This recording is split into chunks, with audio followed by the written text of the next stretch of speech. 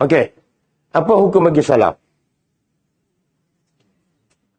Hukum bagi salam. Jumpa ke, pergi rumah orang ke? Hukumnya?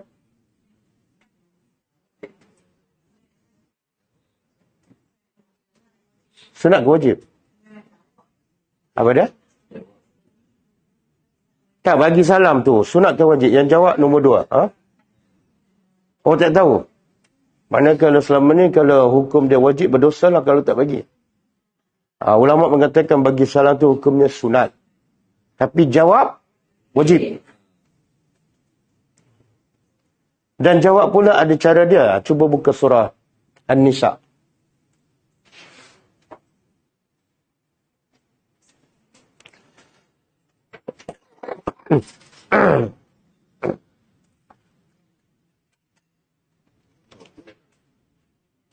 Surah An-Nisa ayat 86.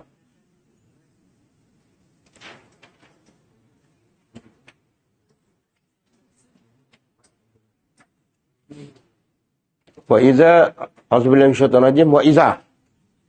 Apa makna iza? Apabila. Apabila huyitum, kamu diberi salam. Huyitum daripada tahiyyah. Bila kamu diberi bitahiyyatin. Tahiyyatin apa makna? Kita baca dalam tahiyyat kan, at-tahiyyatu. Itu jamak tu. Yang mufradnya tahiyyah. Penghormatan. Apabila kamu diberi penghormatan, iaitu salam lah. Assalamualaikum. Maka Allah perintah. Maka hayu. Jawab. Jawab. Ini yang ulama kata, jawab salam adalah wajib. Apa dalil ni? Ini perintah ni. Fi'amar.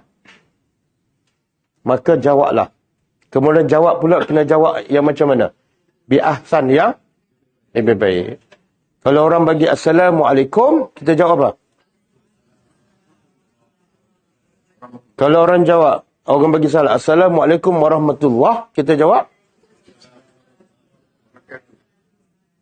Kalau orang bagi salam, Assalamualaikum warahmatullahi wabarakatuh, kita jawab.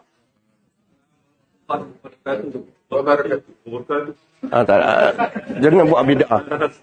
Daripada dapat pahala, dapat dosa pula. Jangan tambah setakat tu je. Yang ta'ala tak ada. Assalamualaikum warahmatullahi ta'ala. Jangan tambah. Tak ada. Jadi, wajib jawab. Dan yang afdal jawab ialah lebih baik. Minha daripada apa yang diberi. Au rudduha. Ataupun jawab seperti dia bagi. Dia kata Assalamualaikum, kita jawab Waalaikumsalam. Makna apa ni? Kalau dia kata Assalamualaikum warahmatullahi, kita berjawab Waalaikumsalam. Apa hukum? Berdosa. Dosa. Kenapa berdosa? Sebab Allah bagi dua pilihan je. Sama ada kamu jawab lebih baik ataupun sama. Makna apa? Kalau kurang, berdosa. Kamu tak ikut perintah Allah. Benda tu kecil tapi orang tak perasan.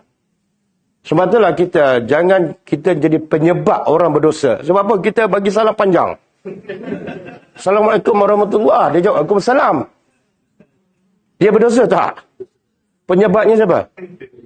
Kita tamak pahala. Tapi tak fikir orang boleh berdosa. Nampak? Dan bila bagi salam, kena sebut dengan jelas. Sebutan yang jelas. Jangan salam tapi bunyi selain kelantar. Assalamualaikum. Tak dapat pahala. Dia pun jawab, Waalaikumsalam. Tak ada. Semua sia-sia, tak dapat pahala. Dia mesti sebut lafaz yang Nabi sebut. Assalamualaikum warahmatullahi. Innallaha kana ala kulli syai'in hasiba. Allah atas setiap sesuatu maha menghisap apa saja kita buat. Kadang-kadang kita tak perasan, kita bagi salam, Allah mencatat pahala tu. Kita jawab penuh ke, jawab kurang ke, jawab lebih ke,